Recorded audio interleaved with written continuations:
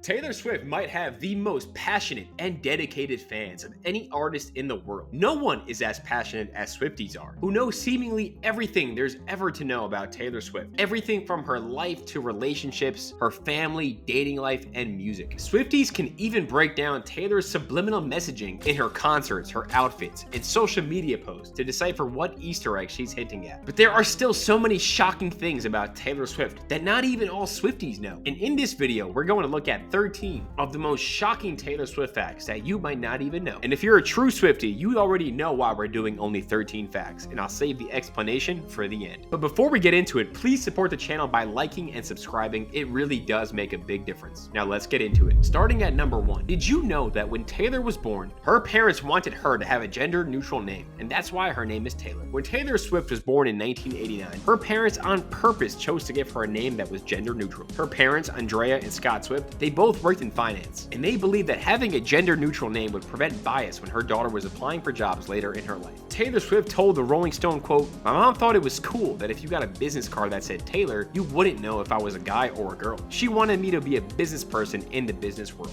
And coincidentally enough, 1989, the year that Taylor Swift was born, was the first year ever that Taylor was in the top 100 list for both boys and girls' names. It was about as gender-neutral a name as you could find at the time. But obviously, Taylor Swift didn't end up working in finance or accounting or business. She simply became one of the biggest artists in the world. Coming in at number 2, Taylor Swift actually grew up on a Christmas tree farm. When most people tell you that they grew up on a Christmas tree farm, you might tilt your head. You probably wouldn't believe it. But Taylor Swift did in fact grow up on a Christmas tree farm. And in her words, in a gingerbread house, deep within the yummy gummy gumdrop forest. And her song Christmas Tree Farm is all about that. Taylor Swift did in fact grow up on an 11-acre Christmas tree farm in Pennsylvania, where she's from. And it was a massive part of her childhood. Her father, Scott, bought the farm and operated it when he wasn't working at his finance day job for Merrill Lynch. And the experience was so special to Taylor that she wrote a song about it. And that's exactly why Christmas is so special to Taylor. She's even said herself that it's her most anticipated holiday. She loves the spirit and everything about it. And Taylor has even said that when Christmas ends, she already starts the countdown to see how long it is until the next Christmas. Taylor Swift's family ultimately moved to Nashville when she was 14 years old so that she could pursue her dreams of becoming a country music artist. But up until then, she did in fact grow up on a Christmas tree farm. And that brings us to Taylor Swift's cool talent. Taylor Swift was once asked to reveal one of her coolest talents, something unique that most people don't know about her, something that she can do that others can't. She revealed simply that she has double jointed elbows. Okay, I'm well aware that this is not a talent, but this is like the only thing that I can do. I have double jointed elbows, so. No. Oh man. Yeah, they're weird.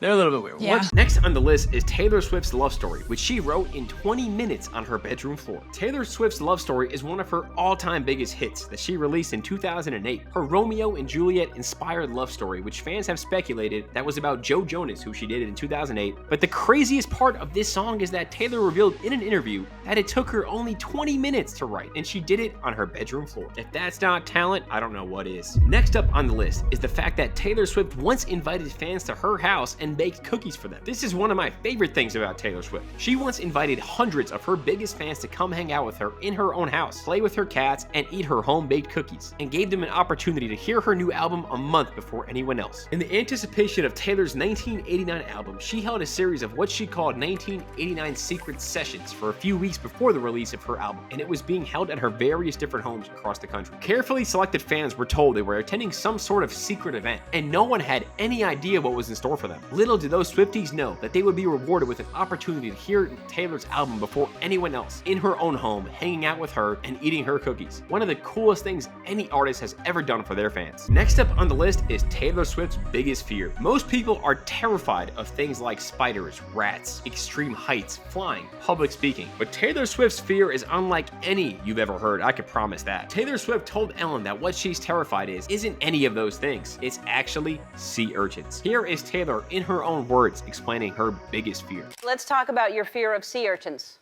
Don't even see urchins. No, come on. I can't. You're actually serious about this. I'm Do you know what a sea urchin physically is? Do affected. you know what they are? If you knew what sea urchins were, you would be terrified. Well, listen. They're just they're on rocks and they're spiny looking. And the poor things are just minding their own business. No, they're not. They're not. That's the thing.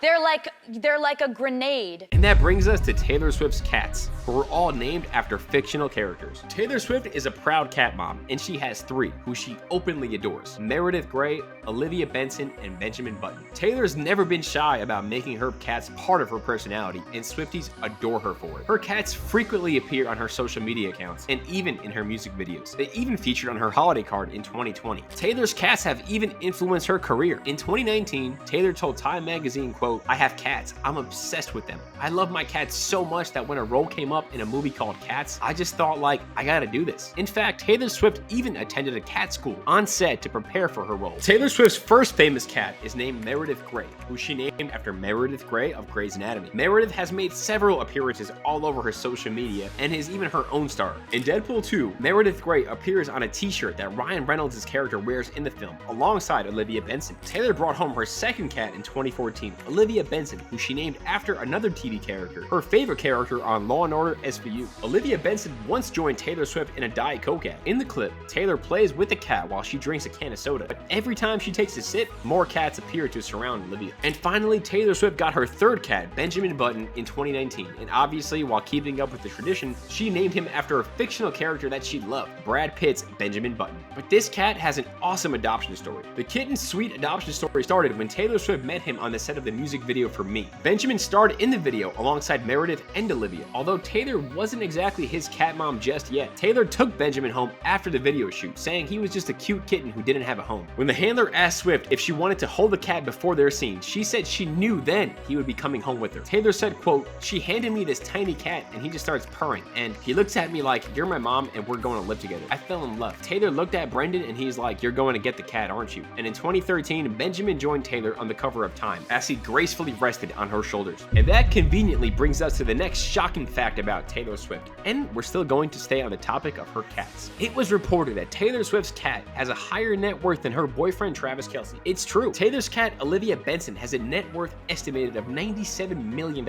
making the feline one of the richest cats in the entire world, while Travis Kelce has a net worth of around $40 million.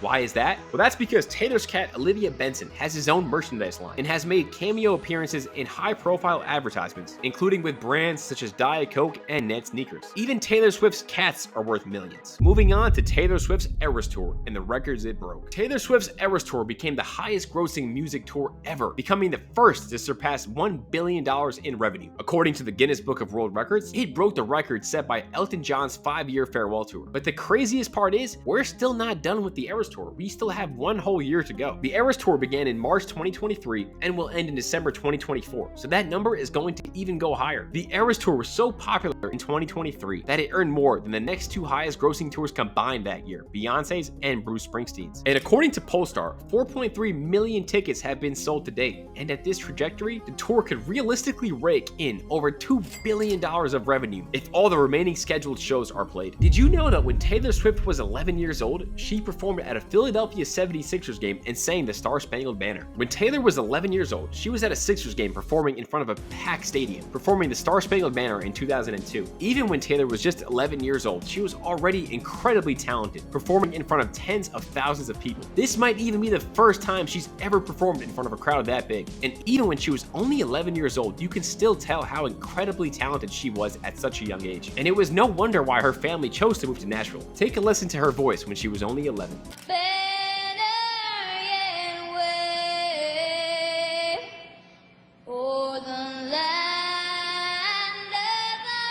Taylor Swift also doesn't get enough credit for how talented she is. Taylor Swift is a talented musician, artist, and songwriter, but she can also play the guitar, piano, ukulele, electric guitar, and banjo, and she's also a talented painter, one of the most talented artists we've ever seen. Did you know that Taylor Swift also voice acted the character of Audrey in The Lorax? In 2012, Taylor Swift voiced over Audrey in the film Dr. Seuss's The Lorax. When asked about it, she talked about how difficult and different it is to her everyday life, saying, quote, "It's a completely different space that you go into your head. It's very different from when you're singing songs that you wrote. With this, you're sitting there in a booth by yourself, having conversations with no one." And obviously, Taylor did a great job. Just look at her crushing in the studio. Photosynthesis. What I want more than anything in the whole world is to see a real living tree. In finally, number 13. And it's always all about the number 13 for Taylor Swift. Taylor Swift loves the number 13 since the very beginning of her music career. And Swifties already know this, but if you don't, here's why that number is so special to Taylor. To begin, Taylor was born on December 13th, 1989, making her a Sagittarius. And once she decided to pursue a music career, she began using the number 13 in cryptic ways. For instance, her song The Lucky One is the 13th track on her 2021 album Red, Taylor's version. And the tune also has a 13-second outro, and the word lucky is said 13 times in the song. But why exactly is it her lucky number? In a 2009 interview with MTV, Taylor revealed that she paints the number 13 on her hand before every show because 13 is her lucky number for a lot of reasons. Taylor said, quote, "I was born on the 13th. I turned 13 on Friday the 13th.